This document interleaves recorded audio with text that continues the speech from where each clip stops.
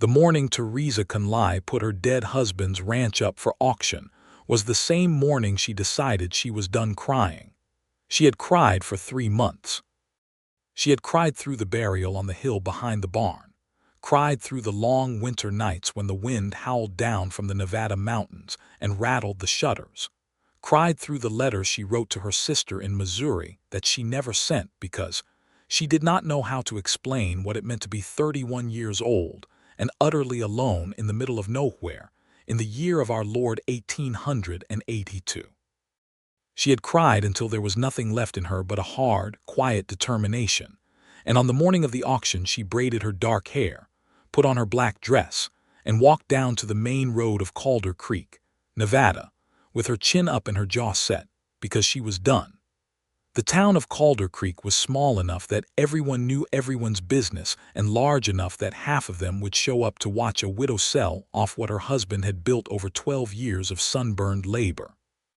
The auction was set for 10 o'clock in the morning in front of the land office, and by 9:45 there were already 24 men gathered in the dust of Main Street, some of them genuine ranchers looking to expand their operations, some of them speculators from Reno who smelled opportunity the way buzzards smelled carrion, and some of them simply curious, because a woman selling her dead husband's property was still a sight worth watching in 1882, even if nobody would say so out loud. Theresa stood slightly apart from the crowd and watched them look over the property papers that the land agent, a thin, nervous man named Purdy, had distributed among the bidders. The Conley Ranch. 460 acres of decent grazing land along the creek bottomland, a solid 2-story house, 2 barns, a bunkhouse that hadn't been used in 2 years, a working well, and a small apple orchard that her husband Robert had planted the second year they arrived from Ohio, insisting that fruit trees were the mark of a civilization worth staying in. She thought about those apple trees now, and had to press her lips together hard to keep from breaking her own resolution about the crying. Robert Conley had been a good man. He had not been a dramatic man or a passionate man or the sort of man who wrote poetry or brought wildflowers home from the range. He had been steady and decent and reliable, and he had loved her in the quiet, practical way that men of his temperament loved their wives, which meant she had known it not from what he said but from what he did, from the way he always made sure the indoor water pitcher was full before he went out in the morning, from the way he had learned to make biscuits when she was sick with fever the second winter they were here, from the way he had died, which was the way he had lived stoically, without complaint, working himself too hard in the summer heat and refusing to rest until his heart simply gave out one August afternoon in the east pasture, and their ranch hand, old Marcus, had found him, lying peacefully in the grass as though he had simply decided to take a nap and hadn't quite gotten around to waking up. She had sold off the cattle first. That had been the practical decision, because she couldn't run a cattle operation alone, and she couldn't afford to hire enough men to do it for her, not with the debts Robert had been quietly accumulating that she hadn't known about until she went through his papers. There had been a loan from the bank in Reno, bigger than she had expected. There had been smaller debts to suppliers in town. By the time she calculated everything clearly, she understood that the only way to clear the debts and have something left over to start a new life somewhere else was to sell the land itself. It had taken her until November to make the decision, and then 3 more months of legal paperwork and correspondence with the bank and with Purdy before the auction could be properly organized. She had lived through all of it alone, because the nearest neighbor was 4 miles away, and her relationship with the women of Calder Creek had always been pleasant but not close, the kind of neighborly pleasantness that Robert's steady character had maintained, and that she had never quite managed to convert into genuine friendship on her own. Purdy climbed up on a wooden box at 5 minutes past 10 and cleared his throat loudly over the murmur of the gathered men. "Gentlemen," he said, "we are here today to conduct the legal auction of the Conley Ranch property, said property consisting of 460 acres along Calder Creek, including all standing structures and water rights." The opening bid is set at $4,200, which represents the assessed value of the land and improvements. Do I have any opening bids? There was a brief silence during which Theresa was aware of the sun on her black dress and the smell of horse and dust, and the distant sound of someone's wagon creaking past on the far end of the street. Then a voice from the back of the crowd said clearly, $4,200. She couldn't see who had spoken at first. The crowd shifted, and she caught a glimpse of a tall man standing at the outer edge of the group, leaning against the hitching post with his arms crossed and his hat pulled low against the morning sun. He was broad in the shoulder and lean everywhere else, with the kind of deep tan that came from years of outdoor work rather than days. He was, she guessed, somewhere around 35 or 36 years old, though there was something about the way he held himself, patient and utterly still, that made him seem older in presence if not in years. Purdy noted the bid, and immediately one of the Reno speculators counteroffered at $4,500. The tall man at the back said $4,800 without adjusting his posture in the least. The speculator went to $5,000. The tall man said $5,500. Another bidder joined in briefly at $5,600, and the tall man said $6,000 in the same level tone he had been using throughout. And after that the other bidders went quiet, because $6,000 for a ranch that size was a reasonable but not extravagant price, and it was clear to anyone watching that the tall man was prepared to keep going, and none of the others were quite that prepared. "Sold," Purdy said, to the gentleman at the back. "Sir, if you'll step forward and provide your name for the record." The tall man pushed off the hitching post and moved through the parted crowd toward the land agent's table. He moved the way some men moved, not hurrying and not dawdling, with a kind of easy confidence that wasn't arrogance because it didn't seem to need an audience. He took his hat off when he reached the table, which Theresa noticed, because not all men bothered, and she saw his face clearly for the first time. It was a good face. Not a pretty face, but an honest one, with a strong jaw and dark gray eyes that had the kind of lines at the corners that came from squinting into the distance for a long time. His hair was dark brown, cut short enough to be practical. "Theodore Fletcher," he said to Purdy, "I'll have the bank draft to you by end of day.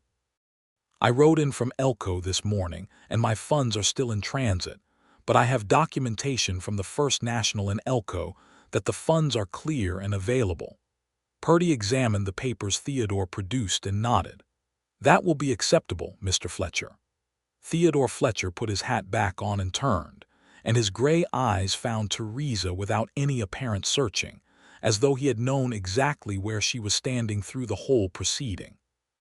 She held his gaze because she was not a woman who looked away first, and she saw something in his expression that was not pity and was not the particular kind of appreciation that men sometimes aimed at widows because they assumed grief made women vulnerable and therefore available. It was something more careful than either of those things. It was consideration. He walked toward her. She waited. "Mrs. Conley," he said, "I'm Theodore Fletcher. I'm sorry for your loss." "Thank you," she said, "because it was what you said." He was quiet for a moment, turning his hat brim in his hands in a gesture that was the only thing about him that seemed anything other than completely settled in himself. Then he said, "I understand from the land agent that your arrangement has been to remain on the property through the end of March while the title transfers and while you make your own arrangements.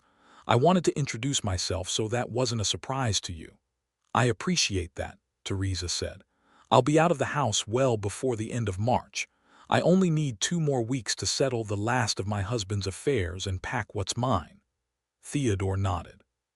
He looked at her steadily and then said something she hadn't expected.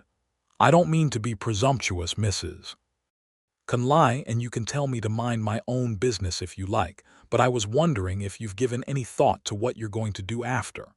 Theresa looked at him. "I have some thought of going to my sister in Missouri," she said, which was not entirely a lie and not entirely a truth, because she had thought about Missouri and found herself unable to make herself want it. "I see," he said. He seemed to be working something out. I ask because I bought the ranch with the intention of running it as a working cattle operation, and I'm going to need someone who knows the land. The water table, where the creek runs best in the dry season, which of the pastures flood in spring, which fences hold and which ones Robert, he caught himself, which ones need replacing first. That kind of knowledge takes years to accumulate, and you have it. Theresa studied him. You're offering me a job. I'm asking if you consider staying on, he said carefully. Not in a, he paused, and she watched him choose his words with the kind of deliberateness that suggested he understood their weight. Not in any way that would be improper or uncomfortable. I'd pay you a fair wage. You'd run the house and manage the domestic side of operations, which is a real job on a working ranch. I've got cattle coming up from Texas in 6 weeks, and I need someone who can manage supplies, keep accounts, coordinate with workers. If you want to leave for Missouri, I understand it completely, and I won't bring this up again. But if staying here is something you'd rather do, I wanted you to know the door is open. She should have said no. Every practical instinct she had developed over 3 months of being alone and responsible for herself said that staying on at a ranch she no longer owned, working for a man she had met 15 minutes ago, was not a plan with any sensible foundation. She should have thanked him politely and made her arrangements for Missouri and her sister's house and the life she could build there, which would be quiet and safe and would never ask her to be braver than she felt. She said, "I'll think about it."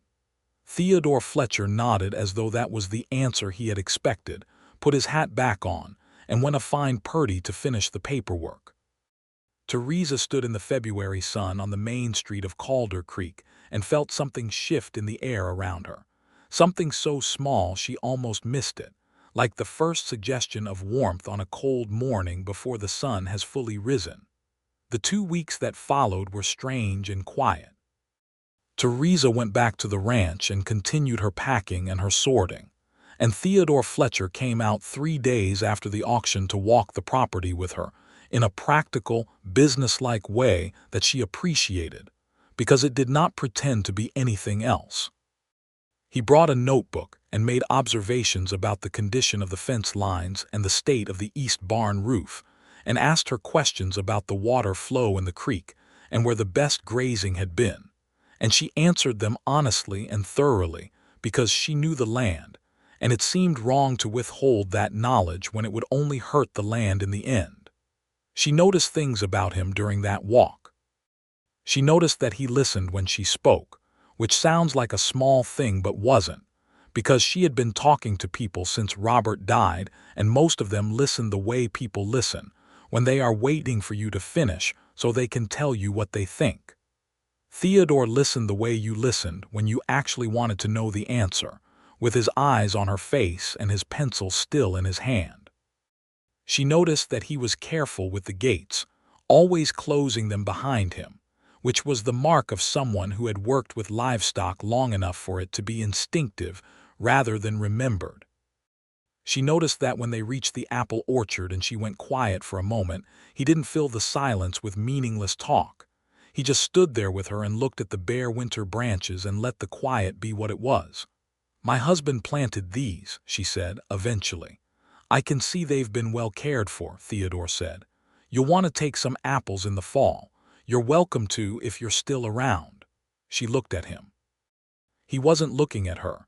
He was looking at the trees, and the offer sounded casual, but she understood it wasn't. "I'll think about it," she said again, and something that wasn't quite a smile moved at the corner of his mouth. By the end of the first week she had made her decision, though she didn't say so immediately, because it was the sort of decision that required the space to be certain of before it was declared. She had written to her sister Alina in Missouri, a real letter this time, not the abandoned attempts of the past months, and told Alina that she was considering staying in Nevada, that she had been offered a position of employment that made practical sense, and that she would write again once matters were settled. Alina wrote back within a week, which was faster than the mail usually managed, with a letter that was equal parts concern and practical advice, and one remarkable line near the end that said, "Theresa, You are the most capable woman I know, which means the only person who can decide what is right for you is yourself. So stop waiting for someone else to tell you." Eleanor had always been the straightforward one. Theresa told Theodore Fletcher that she would stay on the second Thursday of March. When he came by the ranch to check on the progress of some fence repairs, he'd hired 2 local men to undertake. She found him in the barn, examining the condition of the tack that had come with the property, and she stood in the barn doorway in the cold afternoon light and said, without preamble, "I've decided to accept your offer, Mr. Fletcher. I'll stay through the season and we'll see how it works." He looked up from the saddle he'd been inspecting, and she saw something in his face that he controlled very quickly, a flash of what she thought might be genuine relief, though she couldn't be entirely sure. "I'm glad," he said simply. "We should talk about the terms." "We should," she agreed, and they sat down at the kitchen table in the house that had been hers for 12 years and was now his, and worked out the arrangement in a straightforward manner. She would be paid $22 a month, which was a fair wage. She would have the use of the smaller upstairs bedroom and all the domestic spaces. She would manage the household accounts, the supply ordering, the cooking and cleaning and domestic management that a working ranch required. When the Texas cattle arrived, she would help coordinate the additional ranch hands, because she had done that before and knew how. Theodore would sleep in the bunkhouse, which needed some work but was habitable, and would take his meals in the kitchen. It was a practical arrangement. It was the kind of arrangement that 2 sensible adults could maintain with appropriate professional distance, and for the first 3 weeks of spring, that was exactly what it was. The Texas cattle arrived in late April, driven up by a crew of 8 men, 5 of whom were temporary help who would move on once the herd was settled, and 3 of whom Theodore had hired permanently. The 3 permanent hands were men who had worked with Theodore before in Elko and elsewhere. There was a wiry, cheerful man named Alonzo, who was the best rider Theresa had ever seen, and who had a talent for making terrible coffee that he seemed entirely unaware of. There was an older, quiet man named Bert who had been working cattle since before the war, and who treated Theresa with a formal courtesy that she suspected was his way with all women he respected. And there was a young man named Cody, 19 years old and eager in the way that young men who haven't yet been fully weathered by life tended to be eager, with an infectious laugh that echoed across the yard at all hours of the morning and evening. The ranch came alive with the sound and smell and industry of a working operation again, and Theresa found to her surprise that she had missed it. She had missed the purposeful noise of it, the rhythm of a place that had something useful happening in it. She had spent enough of the winter in silence to have discovered that too much quiet was its own kind of weight. She managed the kitchen with an efficiency she had always possessed, and now had the energy to deploy fully, feeding 5 men 3 times a day, and keeping the household running with the kind of competence that becomes invisible precisely because it never fails. Theodore noticed it, though. She could tell from the way he occasionally paused in the kitchen doorway in the evenings when she was going over the supply ledger, as though he was about to say something and then thought better of it, choosing instead to thank her briefly and go back to the bunkhouse. The distance between them was proper and maintained, but it had a quality to it that Theresa found herself increasingly aware of.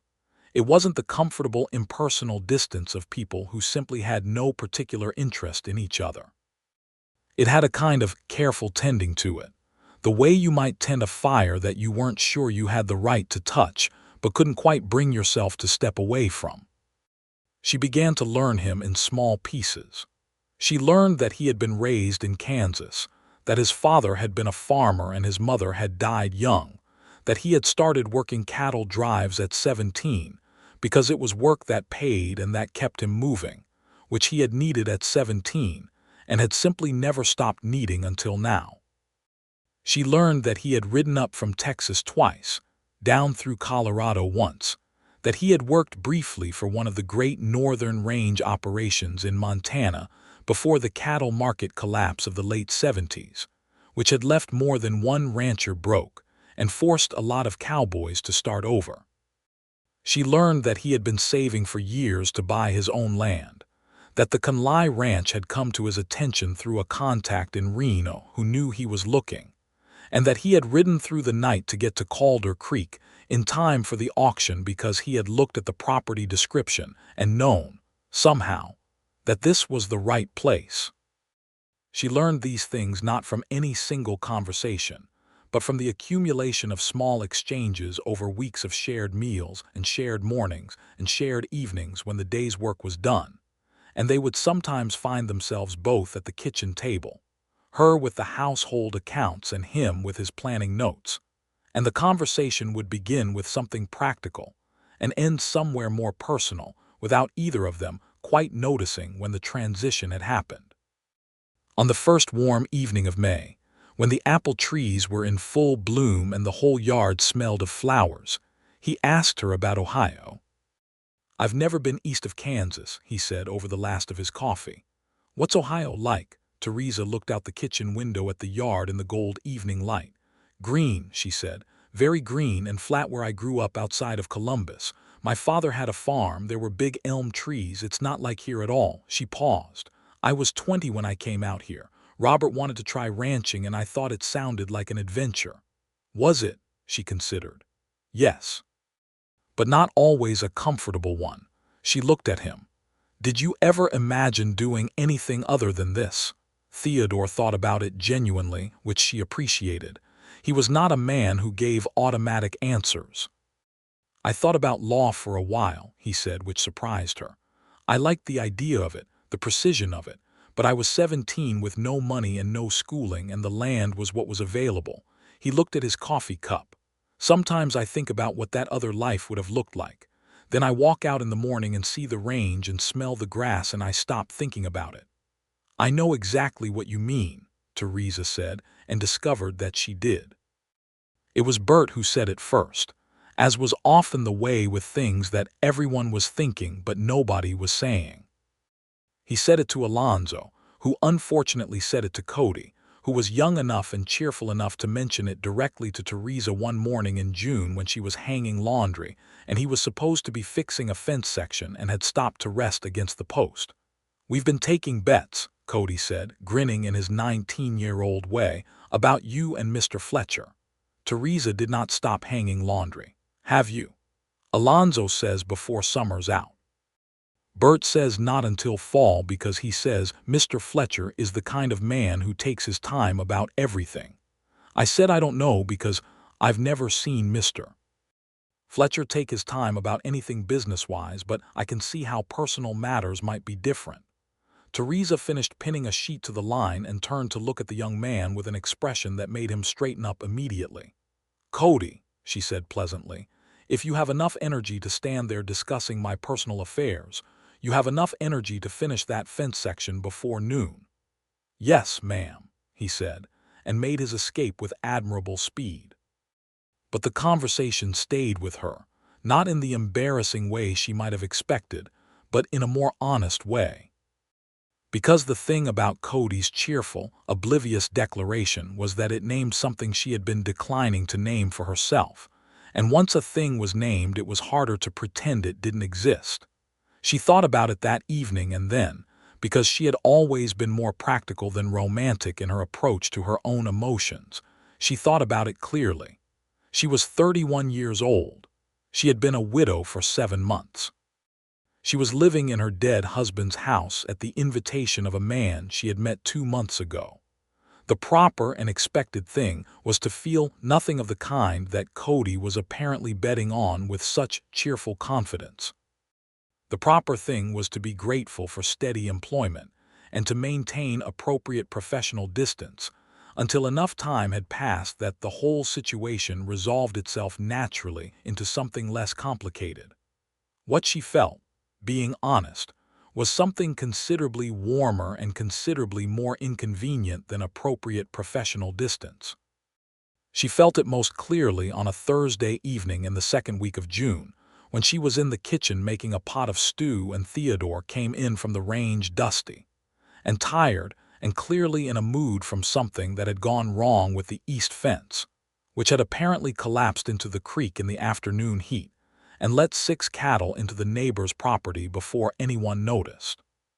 He came in and stood at the kitchen pump and washed his hands and face, and when he turned around there was a look on his face that was the look of a man who had had a genuinely bad day and was carrying it with characteristic quietness. And Theresa set a cup of coffee in front of him without asking because she knew he needed it, and sat down across from him and said, "Tell me what happened." And he did. He told her about the fence and the cattle and the 3 hours it had taken to sort out, and the conversation with the neighbor, a man named Hartwell who was not unreasonable, but was also not particularly patient, and the cost of the fence repair which had not been budgeted for. And she listened the way he listened to her, with her eyes on his face and her full attention on what he was saying, and when he was done she said, "Well, it's fixed now, and Hartwell doesn't seem like a man who holds grudges." Theodore looked at her. "How do you know that about Hartwell?" "Because his wife told me when I ran into her at the store last week. She said he complains loudly about everything and gets over everything just as quickly." She paused. "I think what bothers you most isn't the fence." He was quiet for a moment. "No," he said, "it isn't. You're wondering if you made the right decision," she said, "coming here, buying this ranch, starting over." He looked at her steadily. "You can read people," he said. "I've had a lot of practice reading one person who didn't say much," she said, thinking of Robert with a gentleness that was no longer raw. "You learn to pay attention." Theodore was quiet again, but it was a different kind of quiet, not the quietness of a man who has nothing to say, but the quietness of a man who is deciding how much to say. Then he said, "I made the right decision. I'm sure of it." He looked at her in a way that was clearer than anything he had said in the previous 2 months, a directness that she had not quite seen from him before. "I'm sure of it," he said again, and this time it did not sound like he was talking entirely about the ranch. Theresa felt the color rise in her face, which was an uncommon experience for her, and chose to look at the stew she needed to stir. Theodore drank his coffee. The evening went on around them with the ordinary sounds of the ranch settling into its dusk routine, cattle lowing in the distance, the barn door creaking, Cody's laugh carrying from somewhere across the yard, and neither of them said anything more about it that evening. But something had changed anyway, the way weather changes before a word of it is spoken, when you can simply feel it in the air. Theodore Fletcher was not a man who moved quickly in personal matters, as Bert had correctly assessed. He was a man who was thoughtful to a degree that occasionally frustrated him in himself. He was aware of the position he and Theresa occupied, the inherent complexity of it, the fact that she was employed by him on property that had been her own home, that she was a widow still in the early months of her grief, even if that grief had evolved from the sharp, acute kind into something quieter and more integrated, that he had been the one to purchase what she had been forced to sell. These facts mattered to him. He did not want to be a man who took advantage of circumstances, and so he was careful, more careful than came naturally to him when everything in his nature was saying that Theresa Conley was the most remarkable woman he had ever met. He had known it from the morning of the auction. He had been standing at the edge of that crowd, watching a woman hold herself together with nothing but her own will, and he had thought, clearly and simply, that woman is extraordinary. The way she stood. The way she didn't look for sympathy. The way she watched the proceedings with eyes that were completely clear. He had bid on the ranch for the land and the water rights, and because it was the opportunity he had been waiting years for. But he had introduced himself to her afterward with a care that was not purely businesslike, and he had asked her to stay because he wanted her to, and he was honest enough with himself to know both things were true simultaneously. He told her none of this through the spring and most of the summer, because the timing was wrong and he was waiting for the timing to be right, and also because he was, in the private part of himself, somewhat afraid of what she would say. The timing presented itself on a Saturday evening in late July, when the whole crew had gone into Calder Creek for the evening, and the ranch was quiet in the particular way. It was only quiet when there was no one else within earshot. Theresa had made supper for just the two of them, which had happened occasionally before without feeling significant. But that evening, something in the air of it was different, charged with the accumulation of months in the way that summer storms were charged by weeks of building heat. They ate on the porch because the kitchen was warm and the evening outside was perfect, the kind of high desert summer evening that had a clean cool in it by 7 o'clock, the mountains in the west going pink and amber above the dark line of the juniper, the first stars coming out in the east. They talked through supper about the cattle and the upcoming supply order, and whether the south pasture fence would hold through the rest of the summer. And then there was a silence that was comfortable in the way that silences between two people who have spent 5 months learning each other's company become comfortable. Then Theresa said, not looking at him, watching the mountains instead, "Can I ask you something personal?" "Yes," he said immediately. "Have you ever been in love?" He was quiet long enough that she turned to look at him. He was looking at her rather than the mountains, and the expression on his face was the most open she had ever seen it. "Once," he said. "Before I started driving cattle, I was 19. It didn't come to anything because she wanted to stay in Kansas and I needed to go." He paused. "I've wondered since if needing to go was an excuse for being afraid of staying." "That's a very honest thing to admit," she said. "You asked an honest question." She looked at the mountains again. "Robert and I were not dramatically in love," she said. "I want to be honest about that too. We were suited to each other. We respected each other and were comfortable together, and I think we were each the right choice for the life we were building at the time we made it." She paused. "But I have thought in the months since he died that I would like to know what it felt like to be—" She stopped and laughed slightly at herself. "To be swept. I know that sounds ridiculous." "It doesn't sound ridiculous at all," Theodore said quietly. She looked at him and found him still watching her, and the look on his face was so straightforward and so unguarded that her breath caught. "Theresa," he said, and it was the first time he had used her given name, "I'm going to say something, and I want you to know that whatever you answer, nothing between us needs to change. Your position here is not dependent on what you think about this. I want to be completely clear about that." "Say it," she said. "I think you are the finest woman I have ever known. I have thought so since the first morning I met you, and I have been sure of it every day since. I would like very much to court you properly if you would allow it, and I want you to know that I am saying it now because I mean it, not because it's convenient or because of any situation I might be taking advantage of." His voice was level and certain, the way it was when he was sure of something. "But I also know this may not be what you want or need right now, and I will understand that completely." The mountains were going dark in the west. The first star she could see clearly was Venus, bright and steady in the lower sky. Theresa thought about what she wanted, and for the first time in a very long time, what she wanted was clear. "Theodore," she said, "you have been courting me for 5 months. You simply haven't called it that." He stared at her for a moment, and then something cracked open in his expression that was the closest thing she had ever seen to pure joy on a face that generally held itself so still, and the sound he made was almost a laugh but not quite, something warmer and more personal than that. "I suppose I have," he said. "Then you may continue," she said, "officially if you like." "I would like," he said.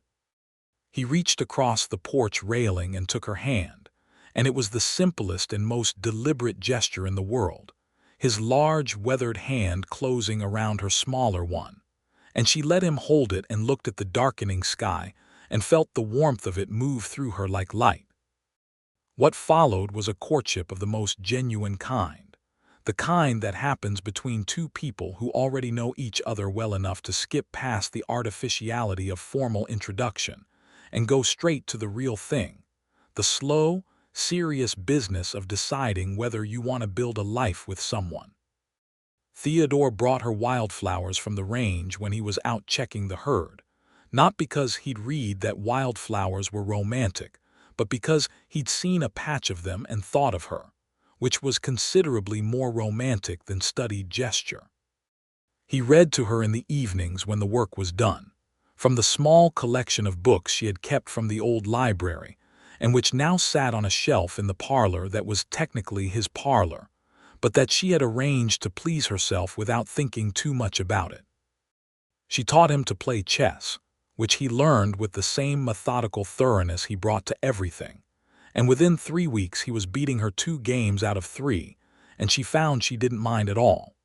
She kissed him first, because she was, at her core, a more decisive person than he was in emotional matters, and because she could see that he was going to be respectful and careful for approximately another month if she didn't do something about it. They were standing in the apple orchard on a Sunday afternoon in August, the trees heavy with green apples not quite ready, the air thick with late summer heat, and the smell of fruit. He was saying something about the orchard, and whether the crop looked good this year, and she simply stepped forward and kissed him, and felt him go still for just a moment before he kissed her back with a warmth and a gentleness, and a restraint that somehow communicated everything. He felt more clearly than any lack of restraint could have done. When she stepped back, she could see from his expression that the world had changed for him in the same way it had changed for her, and she thought, quite clearly, there it is. There is the thing I was missing the first time. Well, Theodore said, when he had gotten his voice back. Well, she agreed, and took his hand, and they walked back to the house through the August heat in a silence that was the happiest silence she had experienced in years. The rest of August was the sweetest time. She had not expected sweet. She had expected careful and practical and gradual, and it was all of those things, but it was also unexpectedly tender. Theodore was demonstrative in the quiet ways that suited him, always aware of where she was in a room, always finding small occasions to be near her, offering his arm when they walked, touching her hand when he passed her something, looking at her in the particular sustained way that was more eloquent than most men's declarations. And she found herself lit up by it in a way that was entirely new to her, energized by it, more alive in her daily life than she could remember being in years, waking up in the mornings with something to look forward to that was specific and warm and growing. She wrote to Alina and told her the truth, which was that she had fallen in love with the man who had bought the ranch, and that she was happy in a way she had not anticipated and could not entirely explain, but that felt real and solid and right. Alina's response arrived in 3 weeks and was characteristically direct.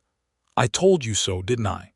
I said you were the only one who could decide, and I am glad you decided this. I want to meet him as soon as geography allows. Autumn arrived in its full high desert blaze of gold and clear cold air, and with it came the practical realities of a ranch moving into its end-of-season work.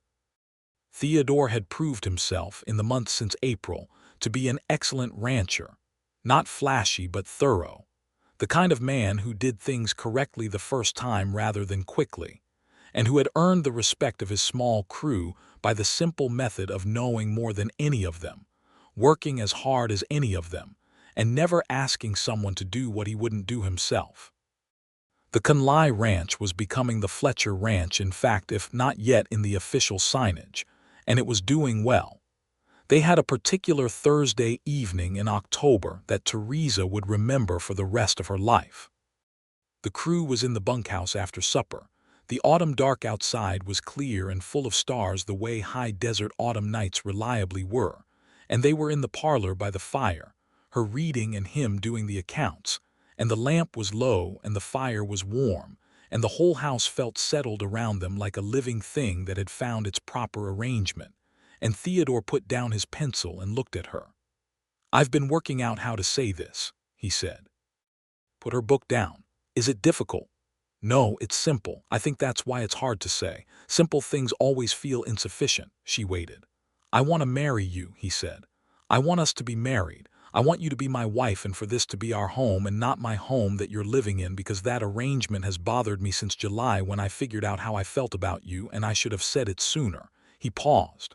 Will you marry me, Theresa? She looked at him in the firelight.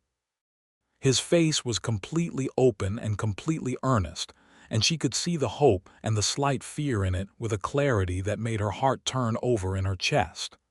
Yes, she said. He came out of his chair and crossed to her and took her face in both his hands and kissed her. And it was a different kind of kiss than the kiss in the orchard.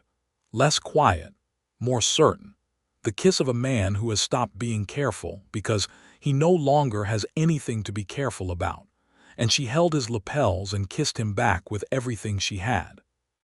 They were married in November in the small church in Calder Creek, which was a simple wooden building that the town had built the previous year with considerable communal effort. The minister was a young man named Reverend Alcott who was terrified of the frontier and very good at his job, and who read the ceremony with appropriate gravity and a slight tremor in his voice that everyone pretended not to notice. Theresa wore her blue dress, the one she had been saving for occasions that warranted it, because she had been wearing black long enough, and Robert, practical man that he had been, would have told her the same thing. The whole of Calder Creek came, because a wedding was a better event than an auction, and everyone who had been there for the one was pleased to be there for the other. Alonzo cried, which surprised everyone. Bert shook Theodore's hand for a long time without saying anything. Cody shouted something inappropriately cheerful from the back of the church, and then had the grace to look embarrassed. When the Reverend pronounced them man and wife and Theodore kissed her in front of everyone in the little church, with the autumn sun coming through the windows in long, clear bars, Theresa Conley, who was now Theresa Fletcher, thought that there was something extraordinarily right about the whole proceeding, something that felt not like an ending but like the most genuine beginning she had ever had. The reception was held at the ranch itself, because where else would it be? The kitchen and parlor were opened up, and Theresa had cooked for 3 days before the wedding, which Theodore had told her was entirely too much to undertake before one's own wedding, and she had told him that cooking was how she worked out what she was feeling, and she had a lot to work out, which had made him laugh and stop arguing about it. The whole party had a warmth and a liveliness to it that filled the house in a way it hadn't been filled in years, and Theresa stood in the kitchen doorway at some point in the evening with a glass of cider in her hand and watched Theodore across the room talking to old Bert with that quiet ease he had with people, and thought, "This is mine." Not the house, though the house was hers again now in a different and better way than before. Theodore, this life, this beginning. He found her eyes from across the room and smiled, and it was the smile he kept for her, the one that was warmer and more personal than his public expressions, and she smiled back and felt it in her whole body. The winter of 1882 into 1883 was the happiest winter Theresa could remember. It was also a hard winter, the kind that swept down from the mountains with a ferocity that kept even experienced ranchers close to home, and they weathered it together in the way that a good partnership weathers difficulty, practically and with mutual respect, and without the pretense that hardship wasn't hard. There were days when the cold was brutal, and the cattle needed tending in conditions that were miserable, and Theodore came in from those days cold to the bone, and she had learned exactly how to warm him up, with hot food and hot coffee and a fire stoked high, and the simple warmth of her presence and her hands, and he received it with a gratitude that was not the taken-for-granted gratitude of people who have been together long enough to stop noticing, but the genuine, specific gratitude of a man who was still astonished, some mornings, by the fact of his own good fortune. They talked in the evenings the way that people who have been starved for genuine conversation talked when they found someone worth talking to. They talked about everything, about the ranch and the land and the neighbors and the town, about Kansas and Ohio and the lives they had each come from, about what they wanted, what they hoped for, what they were afraid of.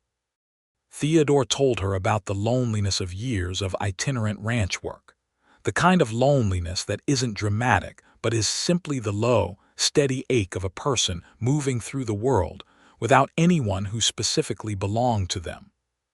She told him about the particular loneliness of a marriage that was good but quiet, the wondering she had sometimes done in the privacy of her own heart about whether this was all of what love was supposed to feel like. "It isn't," he said, and the simplicity of it and the way he said it, looking at her directly, made her laugh and also made her eyes sting. "No," she said. "I know that now." In the spring of 1883, when the snow was off the mountains and the creek was running high and the apple trees were budding again, Theresa told Theodore that she thought she was expecting a child. She told him at the breakfast table on a Tuesday morning, watching his face, and the look that came over him was one she had never seen before and thought she could have watched forever, a kind of stunned, luminous wonder that stripped away every bit of his characteristic composure and left him looking for a moment like a very young man to whom something absolutely astonishing had just happened. "Theresa," he said, and stopped, because apparently that was all he had. "I know," she said, and reached across the table and took his hand. He held her hand so carefully as though something had changed in his understanding of her and looked at her with those gray eyes wide open and said, "Are you all right? Are you feeling well? What do you need?" "I'm feeling perfectly fine," she said. "I need you to eat your breakfast." He laughed, and it was the best laugh she had ever heard from him, full and real, with relief and joy in equal measure. "A baby," he said, as though testing the word. "Yes," she said. "Sometime in October, I think, based on my calculation." October. He sat back and looked at the ceiling of the kitchen with an expression of absolute wonder. "There will be a baby in this house in October." "There will," she said, watching him with a warmth she could feel in her fingertips. "Is that are you? I am so happy," he said clearly, looking at her again, "that I don't know what to do with myself." "Eat your breakfast," she said. "You have cattle to check on." He ate his breakfast, but he reached across and held her hand while he did it, and she let him. Summer came on warm and full, and the ranch was doing well. The cattle were healthy.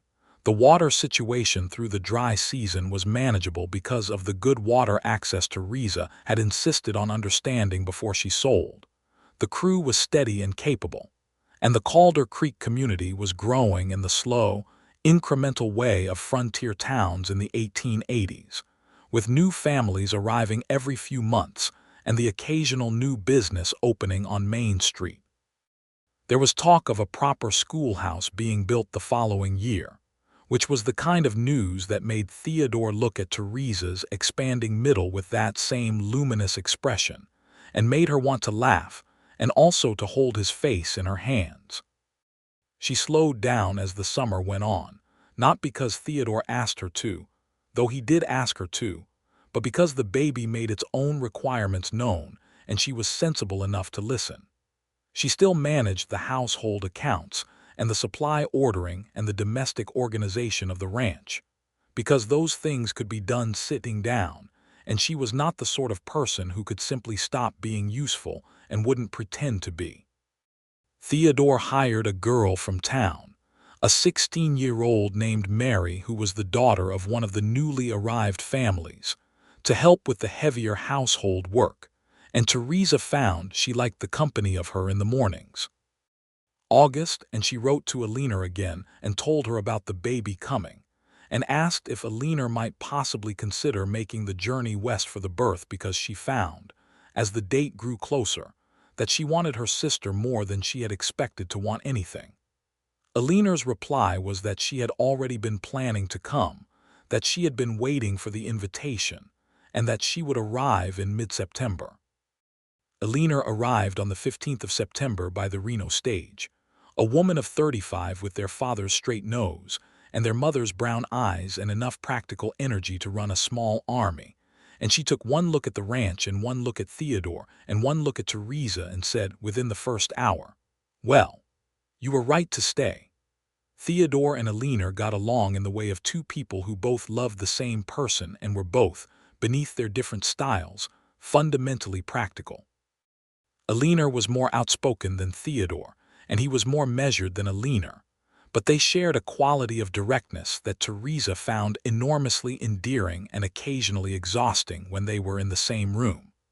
The baby arrived on the 4th of October, in the same bedroom where Theresa had slept through the long, lonely winter of the year before, on a clear, cold mountain autumn morning. Alina was there, and Mrs. Alcott, the Reverend's wife, who served as the town's nearest approximation to a midwife. And the whole thing was difficult in the way that childbirth was reliably difficult, but straightforward. And by mid-morning Theresa was holding a boy. A healthy, loud, definite boy with Theodore's dark hair and her own large dark eyes, who announced his arrival with a ferocity that suggested he had opinions about the world and intended to express them. Theodore had been waiting in the kitchen, which was where Alina had firmly sent him at 6 in the morning, because she said his presence was making the entire operation more stressful than necessary. When Alina came to the kitchen door and said, "You have a son," he stood up from the chair he'd been sitting in since dawn, and his face did the extraordinary thing it had been doing at moments of great feeling ever since Theresa had known him, the careful composure cracking open to show what was underneath, and what was underneath was everything. He came into the bedroom quietly and sat beside the bed and looked at his wife and his son, and Theresa watched his face go through things she didn't have words for and didn't need to. "Hello," he said, to both of them, or perhaps to the son specifically, in a voice that was very soft and very certain. "Hello," she said back. They named him James Robert Fletcher. Robert for the man who had loved the land first and built the place that gave them their beginning, and James because it was a name they both liked without quite knowing why, which seemed like a sufficient reason. James Robert Fletcher was a vigorous and demanding infant who had inherited what Alina called the Conley stubbornness, and what Theodore called excellent determination, and who grew through the autumn and the winter of 1883 and into 1884 with the steadiness of a person who intends to be around for a long time and knows it. Alina stayed through November, and when she left she held Theresa for a long time at the stage depot in Calder Creek and said in her ear, "Come visit when the baby is old enough to travel, but not too soon. You have something very good here and you should give it room to grow." "I will," Theresa said. "And Alina, thank you." "Don't thank me," Alina said briskly, but her eyes were bright. "Just be happy." The first full year of their marriage, once everything was settled and James was sleeping through the night, which took longer than either of them would have wished, was the year Theresa came to understand what it meant to be truly known by someone. Theodore knew her. He knew the particular silence she fell into when something was bothering her, and he knew not to poke at it until she was ready to speak. He knew that she was most herself in the early morning before the day's demands began, and that she needed that hour of quiet the way some people needed prayer. He knew that she was more sentimental than she let on, that the apple orchard made her think of Robert without grief now, but with a kind of gratitude, and that she sometimes sat out there in the evenings not to be sad but to be thankful, and he did not join her on those evenings, not because he didn't want to, but because he understood that she needed that space to be her own. She knew him in equal measure. She knew that beneath the undemonstrative exterior was a man of enormous depth of feeling, who simply expressed it differently than most men she had met, who showed love through provision and protection and steadiness, rather than display. She knew that he had a pride in this land that was almost spiritual, that when he rode out at dawn to check the herd, he was not just doing a practical job, but communing with something that mattered to him in a fundamental way. She knew that he worried about her, about all of them, with a quiet thoroughness that never slept, and that his worry was not the anxious kind, but the watchful, prepared kind of someone who takes their responsibilities as a matter of character. She loved him for all of it. She loved him in the deep, certain way that builds over time and doesn't announce itself dramatically, but is simply there, load-bearing and true, the way a well-built foundation is simply there beneath a house that stands. 1884 brought a good season and a dry summer, and a confrontation with a neighboring rancher named Billings, who claimed the southern fence line of the Fletcher Ranch was set wrong and encroached on his property by some 60 yards. The claim was dubious, the kind of land dispute that plagued the West wherever good grazing land was adjacent to ambition, and it occupied the better part of 3 months in legal correspondence and surveying, and 2 uncomfortable meetings in the land office in Calder Creek with the county surveyor, who finally produced documentation that the fence line was correctly placed, and had been so since the original claim was filed by Robert Conley in 1870. Billings made a face about it but did not pursue it further, and the matter was settled without anything worse than considerable inconvenience and some strong language exchanged in front of the land office that Alonzo reported back to the bunkhouse with great enthusiasm. Through the legal dispute, Theodore was methodical and unflappable, which was the right approach.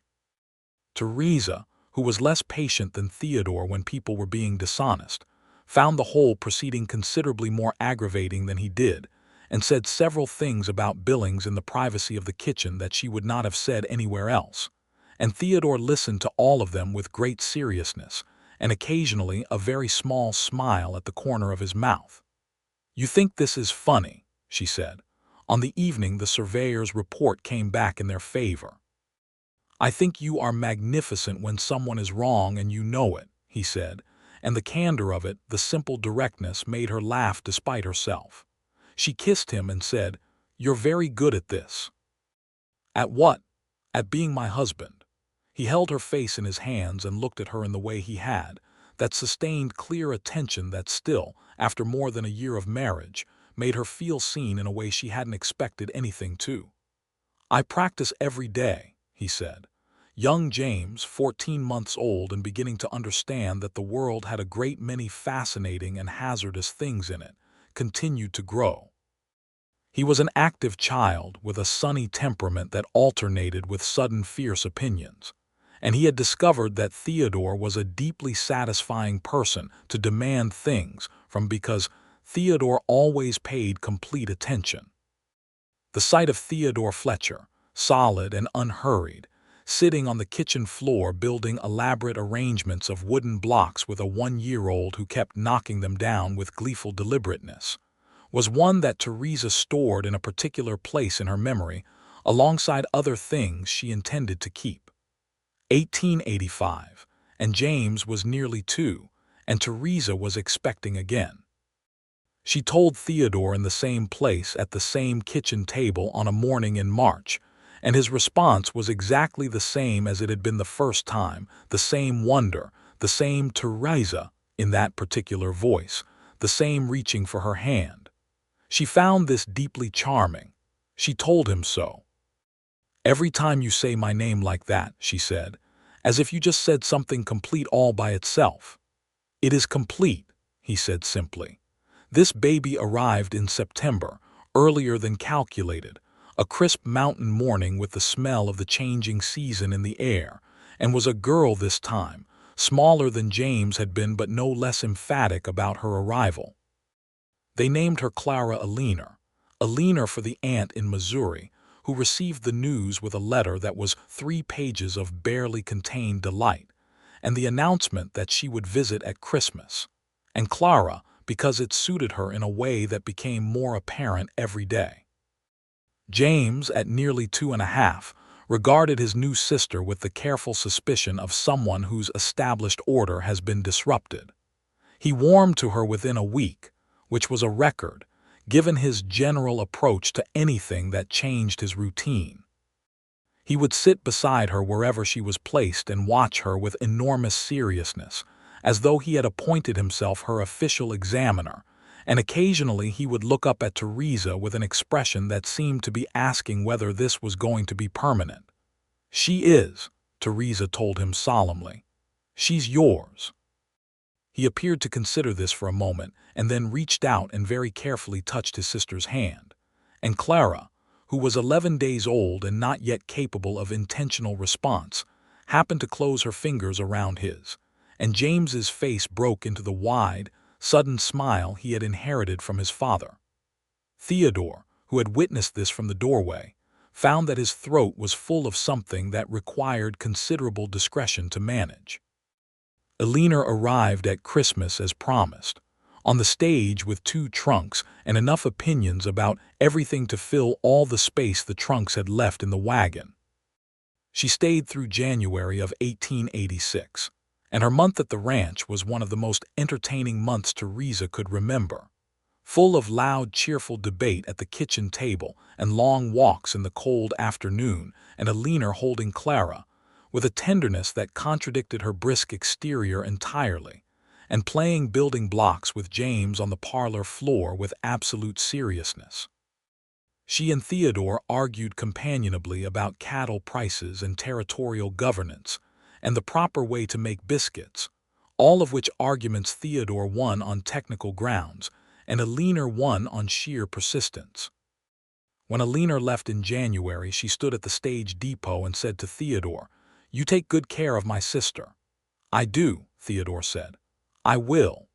"Good," Alina said, and then she did something that surprised both of them. She went up on her toes and kissed him on the cheek, brisk and definitive. "You're exactly what I hoped she'd find," she said, which was Alina at her most genuine, and then she got on the stage before the moment could become any more emotionally complex. Theodore watched the stage leave and then looked at Theresa and said, "I like your sister." "She likes you," Theresa said.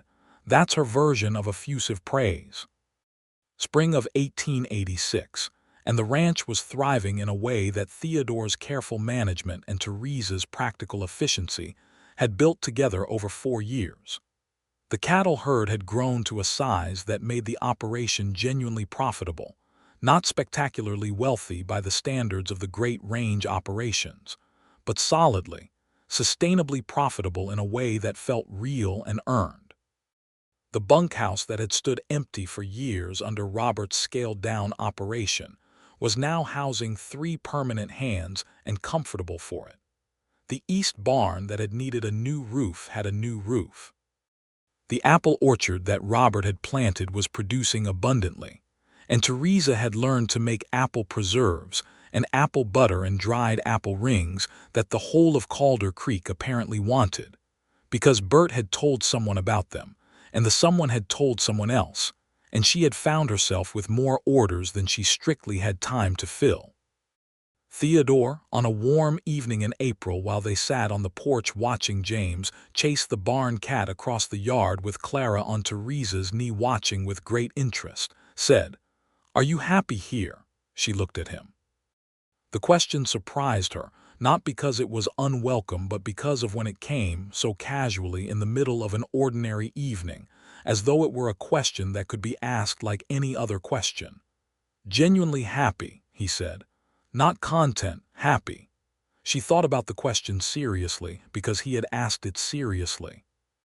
She thought about the 4 years since the morning of the auction, about everything that had happened and everything that had changed and everything that had been built, slowly and deliberately and together, out of a beginning that had been loss and uncertainty, and the specific courage of a woman who decided she was done crying.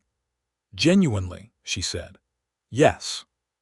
Theodore reached over and took her hand, which was Clara's signal to reach for his hand too, because Clara at 7 months old had very clear opinions about who she wanted to hold, and Theodore shifted to accommodate his daughter's grip with the easy naturalness of a man who had learned, in 2 years of parenthood, that babies brook no argument. Across the yard James caught the barn cat and was examining it with that particular toddler's intensity that suggested deep scientific inquiry, and the evening light was gold on the mountains, and the creek was audible from the porch, and the house behind them was warm with the sounds of a home that was working, genuinely working, not just as a physical structure, but as the living thing a household becomes when the people in it are all, in their various ways, where they are supposed to be. "I want to show you something," Theodore said. He went inside and came back with a paper, a document she recognized as being from the land office. He handed it to her and she looked at it and then looked at him. It was the deed to the property. The Conley Ranch, now Fletcher Ranch as she knew it, but he had added her name, Theresa Fletcher née Conley co-holder. The date on the amendment was 3 weeks ago. "Theodore," she said. "It was always as much yours as mine," he said simply. "More, in a way, I should have done it sooner." She looked at the document and thought about the morning of the auction, about standing in the street watching the property that had been her home pass to a stranger's ownership, about the courage it had taken to accept his offer to stay, and the courage it had taken every day since to build something real rather than comfortable. She thought about Robert, who had first put down roots in this land, and who deserved to be remembered as part of what it was. She thought about her children who would grow up on this land and who would know it the way she knew it, from the inside out, with all the knowledge that came from belonging. "Thank you," she said, and meant it in every possible way. He leaned over and kissed her temple, which was a thing he did often, and Clara made an interested noise. And across the yard, James apparently released the barn cat and began running in a large circle for no apparent reason, which was a thing he did that they had stopped trying to explain. They sat on the porch until the stars came out and the children grew heavy with sleep. And then Theodore carried James to bed without waking him, and Theresa settled Clara. And the house went quiet around them in the particular way that houses with sleeping children go quiet, which is not silence at all but something warmer. They sat by the fire in the parlor, the two of them, in the comfortable way they had developed over the years of evenings together, not always talking, not always needing to, and Theresa thought that this was perhaps the thing people meant when they talked about love being a choice you made every day. Not the dramatic declarations of it, not the sweeping beginning of it, but the daily practice of two people deciding that each other's presence was the best part of any given day and acting accordingly. She looked at her husband in the firelight, and he looked back at her with those gray eyes that she had been reading for 4 years and would spend the rest of her life reading. And she thought, this is what staying was for. The years after unfolded with the rhythm of the seasons and the growth of the ranch and the growth of the children.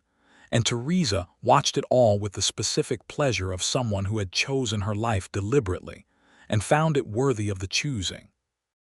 James grew into a boy with his father's steadiness and his mother's quick mind, fascinated by the workings of the ranch in a way that delighted Theodore, who began teaching him to ride at 4.5, and had the profound satisfaction of watching his son take to it with natural confidence.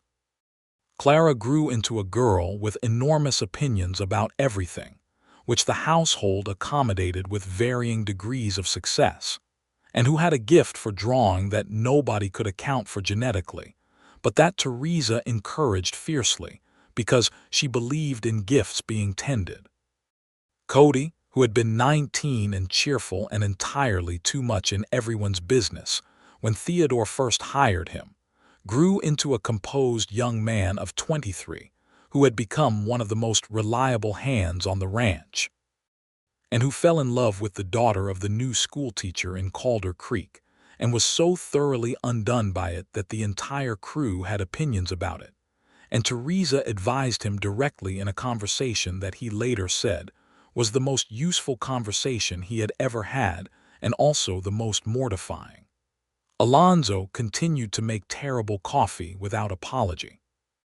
Bert retired in the summer of 1887 and moved to his daughter's house in Sacramento, and the farewell they gave him at the ranch was genuine and warm, and Theodore shook his hand for a long time and said things that Theresa saw Bert receive with quiet dignity and obvious feeling. The schoolhouse was built in Calder Creek in the fall of 1886, as had been promised, and James started school in the fall of 1888 when he was 5, which was a morning that Theresa drove him to town herself and felt the complicated feeling that every parent feels when their child walks into the first institution of the wider world and the wider world begins. The ranch became, over the years, a place that people in the surrounding area knew and spoke of with respect, not with the famous kind of respect that attended the great range operations, but with the quiet kind that attended people who did their work honestly and treated everyone around them fairly. Theodore's reputation in the county was that of a man you could take at his word, which he considered the highest compliment available. Theresa's reputation was that of a woman of formidable competence and quiet warmth, who made the best apple preserves in the county, and who could balance a set of accounts with a precision that the bank in Reno occasionally asked her professional opinion about, which she found amusing and Theodore found entirely unsurprising. They had one more child, a second son, born in the spring of 1889, whom they named William Henry after Theodore's father. William arrived with an equanimity that stood in notable contrast to his siblings' emphatic entrances, a calm, observant baby who seemed to be taking notes from the first week of his life. He had Theresa's dark hair and her dark eyes and Theodore's stillness, and he and Clara, 4 years his senior, developed an alliance that was mysterious and complete, and that James regarded with the tolerant superiority of an oldest child who has learned to operate independently. In the summer of 1889, Nevada was on the verge of statehood, which had been a long time coming, and which the people of Calder Creek and the surrounding area discussed with the energy that political changes in frontier territories always generated. Theodore had opinions about statehood and the land and water rights implications that were careful and informed, and Theresa had opinions about what it meant for the schoolhouse and for the community services they needed, and they discussed both over many evenings and several months. The territory officially became the state of Nevada on the 31st of October, 1889, and Calder Creek celebrated with the kind of communal enthusiasm that small frontier towns bring to major events, a bonfire and a general assembly, and a good deal of noise. Theodore and Theresa attended with the 3 children, James 7 and curious, Clara 5 and imperious, William 6 months and imperturbed, and stood in the flickering firelight of the bonfire in the Nevada autumn night, and watched their community celebrate becoming something official and enduring. Theodore put his arm around her in the crowd, and she leaned into him and looked up at the mountains in the dark, the great dark shapes of them against the starred sky, the same mountains she had looked at from the porch of this place for 9 years, first with Robert and then alone and then with Theodore, and now with their children around them and their life fully, completely, unmistakably real. Nevada, she said out loud, because the words seemed to deserve to be spoken. Home, Theodore said, which was the better word, and kissed the top of her head. James tugged at his father's sleeve to ask something about the bonfire, and Clara tugged at his other sleeve to express an opinion about the bonfire that was different from James's, and William, on Theresa's hip, grabbed a fistful of her hair with cheerful confidence, and Theodore fielded all of it with the easy, practiced patience of a man who had been a father long enough that it had become the most natural thing about him. Theresa looked at the fire, and the people and the mountains and her husband and her children, and felt the fullness of it, the honest, unheroic, irreplaceable fullness of a life that was genuinely and completely hers. She had stood in the street of this town 7 years ago, a widow in a black dress with nothing ahead of her that she could see clearly, and auctioned off everything her husband had built, and a man she did not know had bought it and asked her to stay, and she had said, "I will think about it," and she had thought about it, and she had stayed, and everything that was possible had come from that one brave, uncertain, practical decision. She would be telling the story of it when she was old. She knew it already, the way you know the shape of the stories that matter. She would sit in the chair on the porch that she had been sitting in for years, and her grandchildren would ask her eventually, and she would tell them about the auction, and the man at the back of the crowd with his arms crossed and his hat pulled low, and how he had introduced himself and offered her a job, and how she had looked at him and said, "I will think about it," and how she had thought about it, and how that thinking had been the best thinking she had ever done in her life. But that was years ahead yet, and tonight there was the bonfire and the celebration and the children and Theodore's arm around her, and the mountains, and the stars over Nevada that were as wide and clear as anything she had ever looked at, and the ranch waiting for them at the end of the evening, solid and real and entirely theirs, built on the foundation of loss and courage and 2 people who had been brave enough to try. "Should we head back?" Theodore asked, watching William's eyes beginning to droop against Theresa's shoulder in the way of a baby who has decided the evening is over. "In a minute," she said. "Let me have this a little longer." He understood, as he always understood. He held her, and they stood in the light of the fire with their family around them.